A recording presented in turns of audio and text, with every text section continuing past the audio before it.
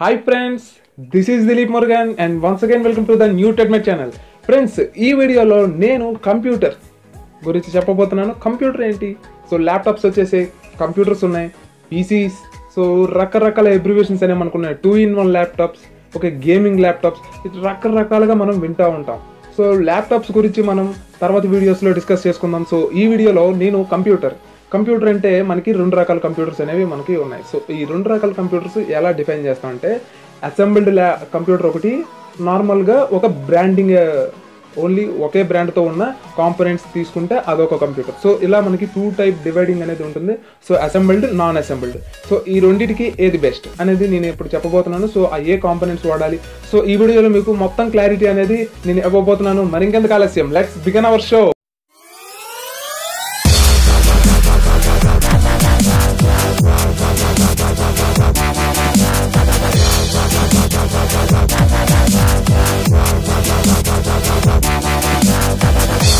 Friends, మనకి assembled, non assembled 2 types ఉంటాయి.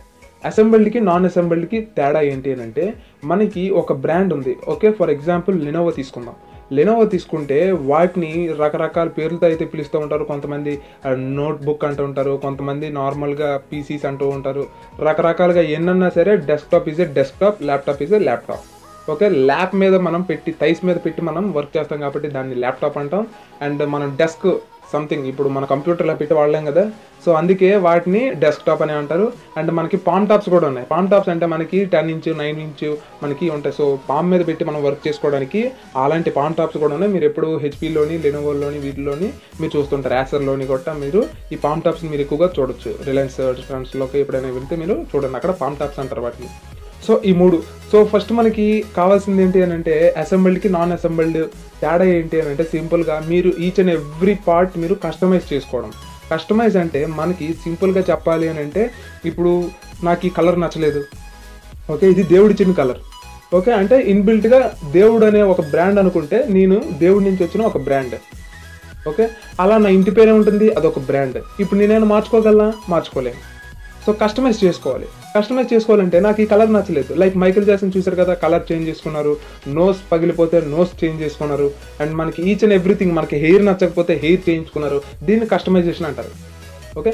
అలా మనకి ల్యాప్టాప్లో నార్మల్ ల్యాప్టాప్స్లో ఏదైతే ఉంటుందో ఇందులోనే అదే ఉంటుంది. కాకపోతే మనకి చూస్ చేసుకోవడానికి అవకాశం అనేది మనకి చాలా తక్కువ ఉంటుంది బ్రాండెడ్ ల్యాప్టాప్స్లో, బ్రాండెడ్ డెస్క్టాప్స్లో. సో బ్రాండెడ్ డెస్క్టాప్స్ మనకి ఇప్పుడు 2GB గ్రాఫిక్ కార్డ్ అంటే 2GB గ్రాఫిక్ కార్డ్ మీరు ఎక్స్ట్రా వేసుకోవడానికి ఉండదు. అండ్ మీకు డెస్క్టాప్లో మీకు ఎక్కువగా కూలింగ్ అనేది కావాలి. సో అప్పుడు డెస్క్టాప్ అనేది ఎక్కువగా కానీ మనకి హీట్ అనేది జనరేట్ చేసేది ఎక్కువగా మీకు బయటికి పంపించేస్తూ ఉంటుంది. సో అలాంటప్పుడు కూలెంట్స్ ఎక్కువ వాడాల్సి ఉంటుంది. సో అలాంటి కూలెంట్స్ మీరు ఎక్స్ట్రాగా వేసుకోవడం అవ్వదు.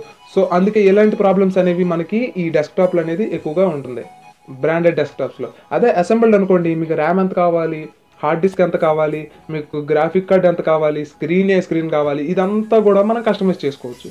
అయితే ఇప్పుడు ఇది బెస్టా అది బెస్ట్ అని అంటే ఖచ్చితంగా అసెంబుల్డ్ బెస్ట్ అని అంటాను. ఎందుకనంటే ఇప్పుడు ఎవరు తీసుకోవాలనుకున్నా ఒక స్పెసిఫిక్ ప్రైస్ అనేది ఉంటుంది.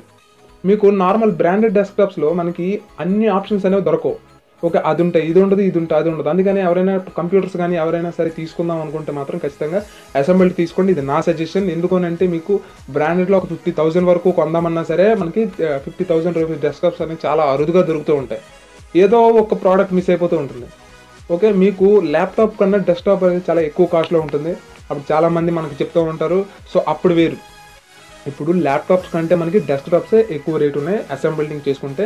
సో అసలు అసెంబుల్డింగ్ చేసుకోవాలంటే ఏ పార్ట్స్ ఉండాలి, ఏ పార్ట్స్ కొని, ఒకవేళ మీరు నార్మల్ బ్రాండెడ్ ఇది తీసుకుంటే ఏమేమి తీసుకోవాలి, ఏమేమి ఉండాలి మీరు ఇప్పుడు ఈ వీడియోలో నేను చెప్తాను. సో ఫస్ట్ మనకి పవర్ సప్లై అనేది మనకు కావాల్సి ఉంటుంది, ఓకే. మీరు ఏ పవర్ సప్లై వాడదాం అనుకుంటున్నారు? పవర్ సప్లైలో చాలా రకాల బ్రాండ్స్ అనేవి మనకి అందుబాటులో ఉన్నాయి. సెకండ్, మదర్ బోర్డ్ అనేది ఇంపార్టెంట్, ఓకే. సో ఇది మెయిన్ మదర్ బోర్డ్ ఏంటి అని అంటే, సింపుల్గా చెప్పాలి అని అంటే ఇది ఒక ఫ్యాబ్రికేటెడ్ చిప్, ఓకే. ఇది ఒక చిప్, దీన్ని మదర్ బోర్డ్ అంటాం. దీంట్లో ర్యామ్ పెట్టుకోవాలన్నా ఇదే చిప్, ప్రాసెసర్ పెట్టాలన్నా ఈ మదర్ బోర్డ్కే పెట్టాలి. ఈచ్ అండ్ ఎవ్రీథింగ్ మనకి మదర్ బోర్డే, ఓకే. కాబట్టి మదర్ బోర్డ్ అనేది ఇట్స్ వెరీ క్రూషియల్ పార్ట్. కాబట్టి మదర్ బోర్డ్ అనేది ఏం తీసుకుంటున్నాం అనేది కూడా ఆలోచించాలి. Next processor.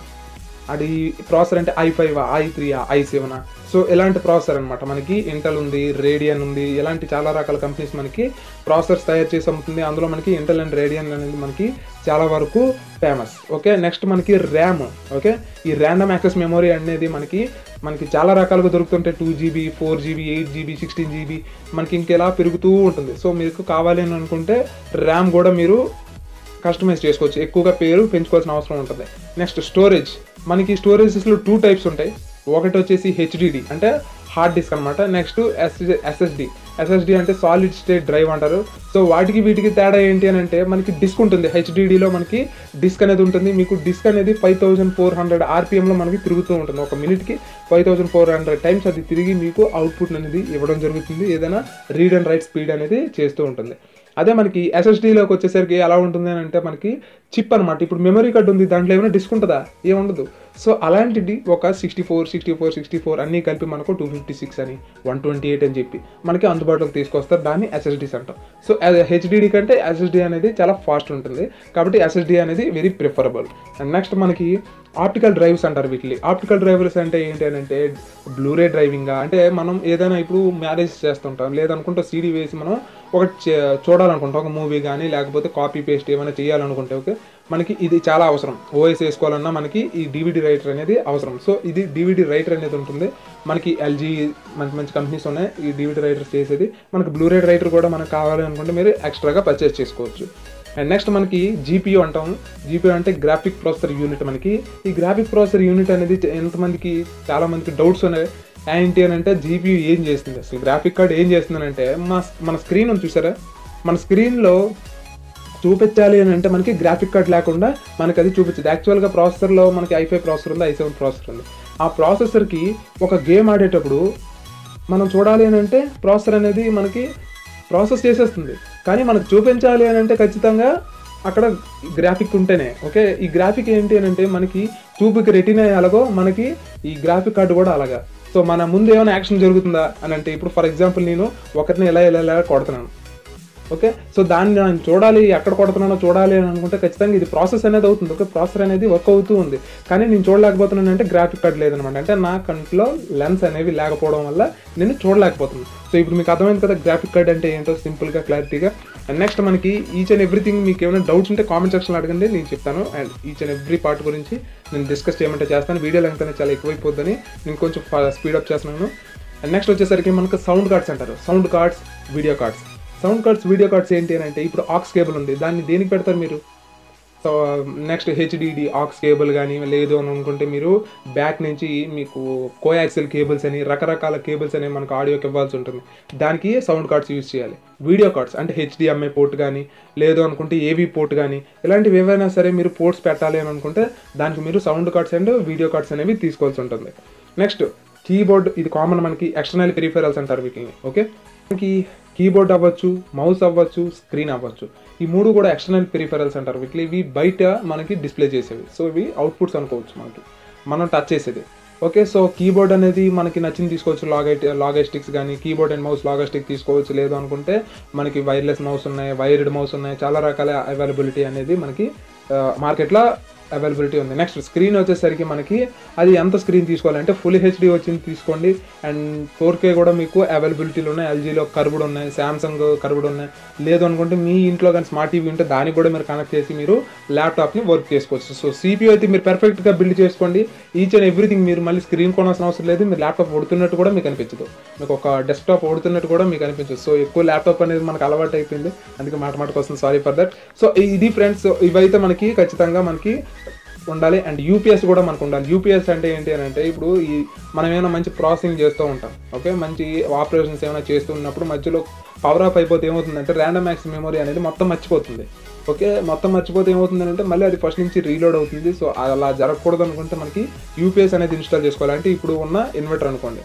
ఓకే, అలా ఇన్వర్టర్ ఉంటే నో ప్రాబ్లం, లేదు అనుకుంటే యూపీఎస్ అనేది మీరు సపరేట్గా పర్చేస్ చేసి మీరు దానికి పవర్ సప్లై అనేది కంటిన్యూస్గా ఇవ్వాల్సి ఉంటుంది.